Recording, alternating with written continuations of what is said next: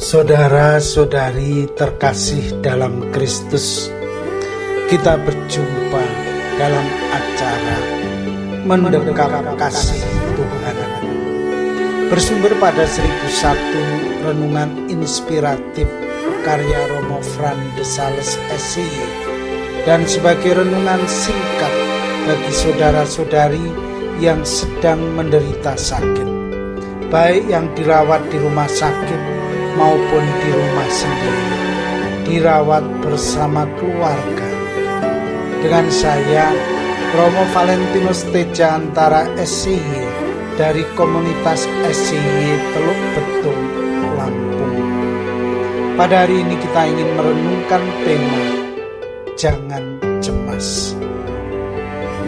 Setelah ditunda 2 hari karena alasan teknis perbaikan mesin misalnya, akhirnya pesawat Fokker 27 yang ditumpangi para turis Jepang berangkat dari Denpasar menuju Sumba. Pada persiapan terbang, sebenarnya telah terjadi beberapa ketidakberesan di samping penundaan selama 2 hari. Di antaranya adalah penyejuk udara yang tidak berfungsi sempurna, kelebihan daya muat yang membuat beberapa tas dan muatan harus ditunda. Seorang pramugari berkata, "Semua beres." Senyum pramugari yang ditebar di mana-mana ketika melayani kebutuhan penumpang tidak membuat kecemasan para penumpang hilang. Keadaan menjadi lain ketika dalam ketinggian tertentu sang pilot menoleh muka ke penumpang tersenyum sambil mengacungkan ibu jari, seolah-olah dengan itu tidak ada masalah dengan pesawat yang sedang terbang di udara tinggi. Begitu mendarat di pelabuhan udara Sumba, sekali lagi terlihat pilot dan para pramugari menebarkan senyum, berjabat tangan dan saling mengucapkan selamat.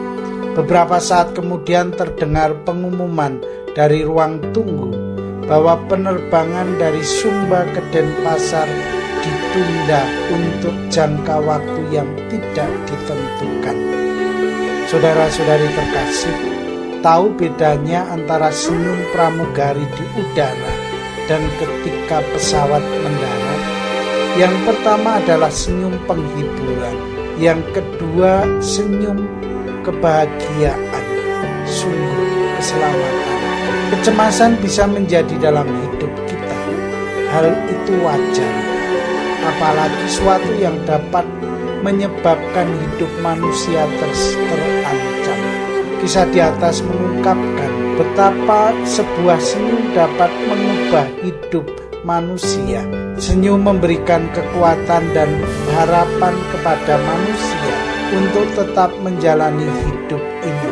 Karena itu kita mesti senantiasa menghadapi hidup ini dengan enteng. Orang yang menikmati kebahagiaan dalam hidup biasanya orang yang menemukan bahwa hidup itu sungguh berarti. Tuhan sungguh hadir dalam hidupnya. Tuhan begitu dekat dengan hidupnya. Karena itu, untuk apa merasa cemas dalam hidup ini? Tidak ada alasan untuk merasanya. Saudara-saudari, orang beriman yang menyerahkan seluruh hidupnya kepada Tuhan biasanya mengalami sukacita dalam hidupnya. Ia tidak takut atau cemas akan apa yang terjadi dalam hidupnya. Baginya hidup ini selalu dipenuhi dengan damai. Sayang, di zaman sekarang banyak orang merasa dikejar-kejar oleh kecemasan.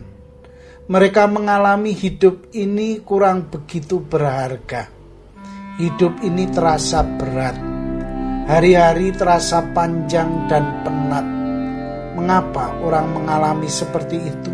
Karena orang jauh dari Tuhan. Tuhan seolah-olah hilang dari hidupnya. Tuhan tampak begitu samar-samar. Biasanya orang yang hidup dalam suasana seperti ini belum mengalami damai. Ia mesti berjuang keras untuk mendapat damai itu.